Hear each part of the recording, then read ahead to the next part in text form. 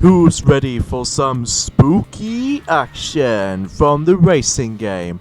Nah, I'm just kidding. It's just basically how the fact that pun jokes aside. So anyways, hey everybody, this is me, Piglet here, and I'm back for some more of the Mercy Toys videos, and ladies and gentlemen, welcome back to more Let's Play of Sonic and SEGA All-Stars Racing for the Xbox 360, PlayStation 3, Nintendo Wii, Nintendo DS, and PC. So last time we've gone through the Egg Cup, and now we're going to be continuing on and move on to the Horror Cup. So for this character choice, I'm actually going to be picking someone special. The special duo ever since in the original N64 game, which was Banjo and Kazooie. So yeah, I thought to myself I might as well just actually pick us them for a change. So anyways, let's get started here. We're going to be starting through Curien Mansion again, but this time it calls it Sewer Scrapes. As far as this level suggests, I believe we're going to be driving through the sewers, if I could have expected that, but with this little green light gooby type of road environment and all that stuff. And a slightly creeped out hello from Curien Mansion, today's spooky race offering. The racers will be lucky enough to experience the mansion's sewers firsthand. So anyways, let's get started here. So yeah, obviously the model from Banjo and Kazooie is usually based off of you know, nuts and bolts for the Xbox 360 from 2008, which is considerably true because of how the fact that, you know, that game is utilized vehicles and all that stuff. I never normally play on Banjo-Kazooie nuts and bolts, to be honest with you guys, because well, we still managed to own it from the likes of back in Christmas 2011, long time ago, which is about 7 years ago at this point. But I never normally play it a lot more because even then I prefer Banjo-Kazooie on the original Nintendo 64, alongside with the Xbox Live Arcade version, which I did recently play through, and even then though that I actually got to the halfway point of the game in my own time. And even then though, you guys should probably already know about that game due to how both Debbie and Twilight Sparkle did recently finish that Let's Play during a year ago. Well, it's almost 2 years at this point, because even then, we're going really close to 2018, as you already know. So yeah, today was actually forms of the 20th of December, so that means we got 5 more days left, excluding, well, 5 days left for Christmas, first things first, and 2 more days until Mario Party the Top 100 for the 3DS on European countries will now got themselves the actual physical release / downloadable versions throughout. So yeah. Anyways, before we get to the actual things themselves, the Sewer Scrapes does sort of reminds me of almost exactly represents I would say Koopa Cape from Mario Kart Wii, because you're going to be driving through you know, for the likes of this little green liquid stuff. So even though I can definitely tell we're going to be driving way forward up ahead, so you know. Okay, so I believe that now I'm serious type of dialogue. I don't know what that dialogue is from, but even then, why is he constantly spinning around? I have no idea why he's constantly spinning around like all over the place. Anyway, now, obviously, how the fact that Banjo and Kazooie, that most likely Banjo wasn't exactly his first appearance, wasn't exactly Banjo Kazooie for the Nintendo 64. No, because according to character blog during the likes of the actual options menu, if you probably looked it up on the Xbox 360 version, you notice that how the fact that Banjo's first appearance was obviously in Diddy Kong Racing for the Nintendo 64 in 1997. Despite the fact that he actually did mention Diddy Kong's name on the Xbox 360 version, well, despite that it was all Microsoft exclusive, but turns out that Rare was actually responsible for all that stuff, because even then though, since Rare did manage to recently made Banjo-Kazooie for quite some time, although there's only one exception being on the Game Boy Advance from the likes of Grante's Revenge, because that's been developed by THQ, if I could quote on that, but yeah, that's what I could really discuss upon. So anyway though, and yeah, that's all I can really just try to tell about this, because Rare did also make Diddy Kong Racing for the Nintendo 64, so, and also the DS version as well, despite the fact that the DS version on that game replaces Banjo-Kazooie within Tiny Kong or Dixie Kong, excluding Conker the Squirrel, as a matter of fact. We're at Seaside Hill, where there's an ocean of race action for our racers to dive right into. It's a beautiful ocean out there, folks, but leave the swimming till after the race.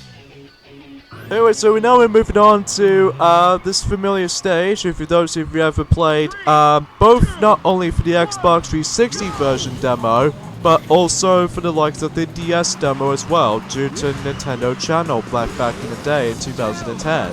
This is Seaside Hill returning, but this time around though it calls it Lost Palace, because if you ever played this game on the demo version on Xbox 360 version, you probably recognize this stage. That, you know, you get the idea at this point. And also that in the Xbox 360 version on Sonic and Sega All-Stars Racing demo, the only two playable characters you can only play as was obviously, one is the forms of obviously Sonic, and there's also another character you can actually play as in the demo, and that was the forms of, obviously if you couldn't tell on screen, Banjo and Kazooie. So even then though, that, well, I was pretty hyped for that. So, but even then though, as I mentioned earlier, that the reason why I managed to go for the Xbox 360 version of this Let's Play, because I felt to myself like, featuring Banjo-Kazooie is a really cool idea to able to actually include that, so, yeah. Even though I was originally trying to showcase off the special moves of those particular two duos, but even then though, I can't really exactly have that much to discuss upon with, so...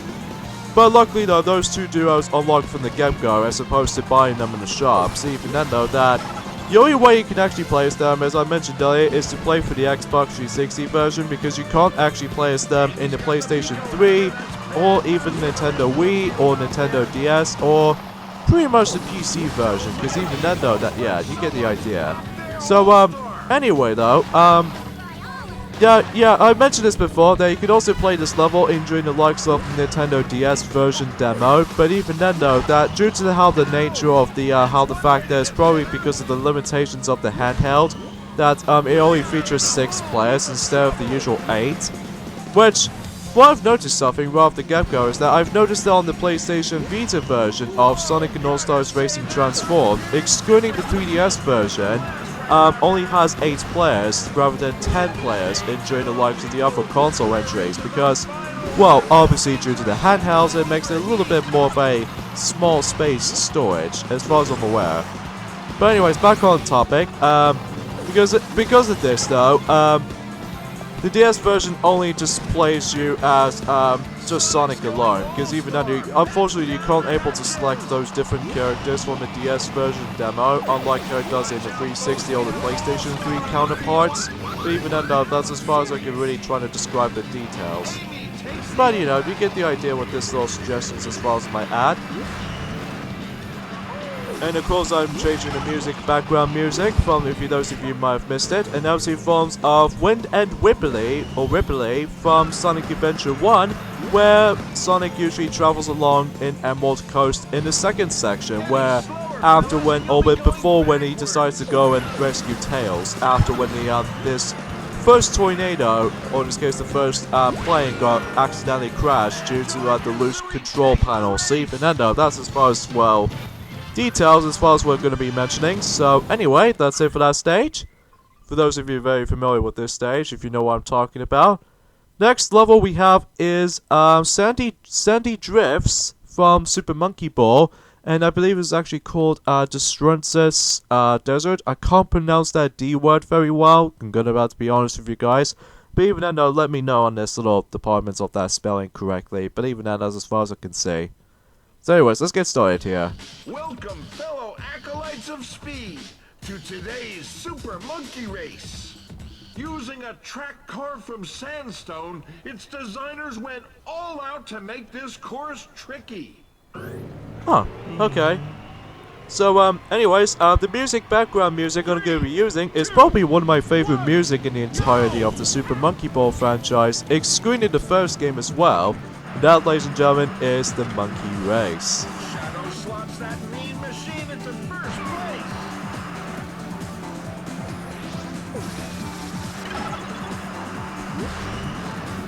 Man, I really love this music. It's probably one of my favorite nostalgic music has been going on here, because I always played Monkey Race whenever I first got the GameCube, when that was the forms of the first GameCube game I've ever played, alongside with both Sonic Mega Collection and Piglet's Big Game, if I could have expected that.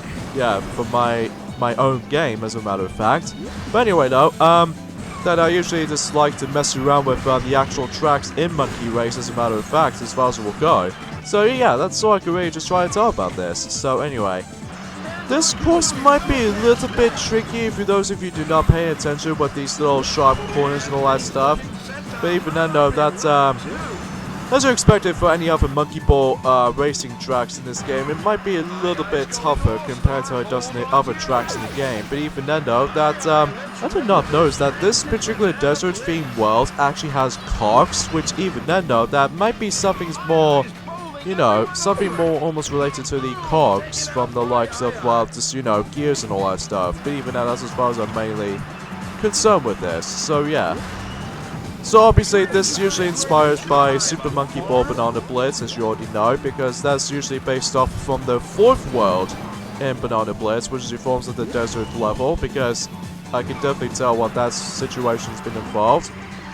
You can like perform some shortcuts in this level, while simply you're gonna have to like do it carefully steering segments like this, especially noticeable like this happens, because even then I highly suggest you don't, you know, bang into any walls and all that kinds of stuff. But even then, though, if you accidentally bang into the wall, then you temporarily spin out. So even then, though, that can really throw me off at points. And especially noticeable, you do need to watch out with these banana peels, you know, got placed all over the floor. Because even then, though, that if you accidentally touch these banana peels, then you would slip off. And you to make matters even much more difficult than that, is that they now introduce bottomless pits now. So even then, though, that as long as you pay attention to know what you're doing, you should be fine.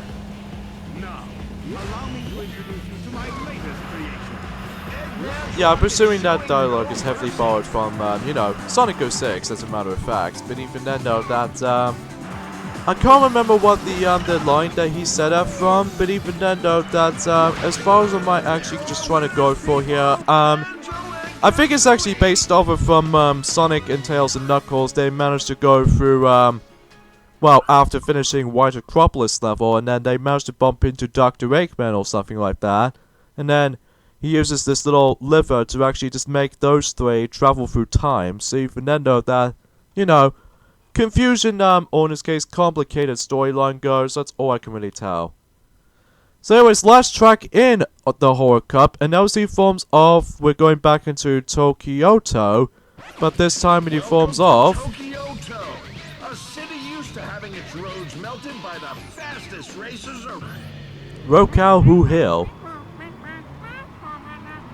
Yeah, I know, Kazooie, because I can definitely tell her voice, because even then, that's why she normally speaks. Now, I say her because, you know, Kazooie is basically a female character. I'm gonna say that much now. So anyway, though, so for this particular track, not much anything else different between the previous encounter, which is the forms of, you know, the Shrimpaya downtown, but, you know, there's gonna be a third and final track that's based off from this until we get to the next cup throughout. But even then, though, we'll definitely have to find things out during when we get to that. So anyways, another thing we'd like to point out is that recently today that Sonic Runner's Adventure for the iPhone devices / Google Play has been now recently released on that particular mobile devices now. So even then, I was really, you know, excited for that game, honestly, because even then, I've already mentioned about this during the last video, but that's just how it is for me.